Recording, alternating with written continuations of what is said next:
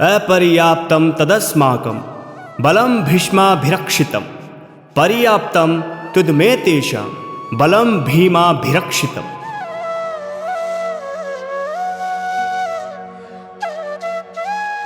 हमारी यह सेना पांडवों पर विजय करने में अपर्याप्त है, असमर्थ है, क्योंकि उसके संरक्षक भीष्म हैं। परंतु इन पांडवों की यह सेना हम पर विजय करने में पर्याप्त है, समर्थ है, क्योंकि इसके संरक्षक भीमसेन हैं, अर्थात भीष्म द्वारा रक्षित यह हमारी सेना असमर्थ है, भीम द्वारा रक्षित इनकी ये सेना समर्थ है। यहां एक शंका हो सकती है कि दुर्योधन की सेना के सेनापति पद पर भीष्म है, तब उनका नाम लिया है। पांडवों की सेना में सेनापति तो धृष्टद्युम्न है, लेकिन दुर्योधन यहां भीम का नाम ले रहा है।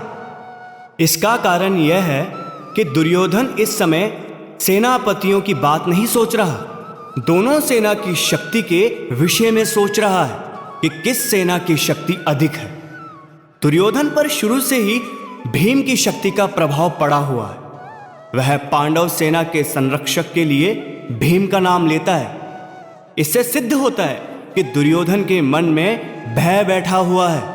वह शुरू में ही कहता है, देखें व्यूह रचना में खड़ी भारी सेना को। भीतर में भय होने के कारण ही वह चालाकी से द्रोणाचार्य को खुश करना चाहता था और पांडवों के विरुद्ध उकसाना चाहता था।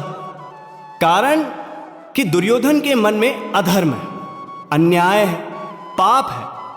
पापी व्यक्ति कभी निर्भय और सुख शांति से नहीं रह सकता, परंतु जिसके भीतर अपने धर्म का पालन है, उसका बल सच्चा होता है। वह सदा निश्चित और निर्भय रहता है। अपनी मुक्ति चाहने वाले साधक को अधर्म, अन्याय आदि का त्याग करके एकमात्र प्रभु का आश्रय लेकर अपने धर्म का पालन करना चाहिए। अब दुर्योधन पितामह को खुश करने के लिए अपनी सेना के सभी महारथियों से कहता है,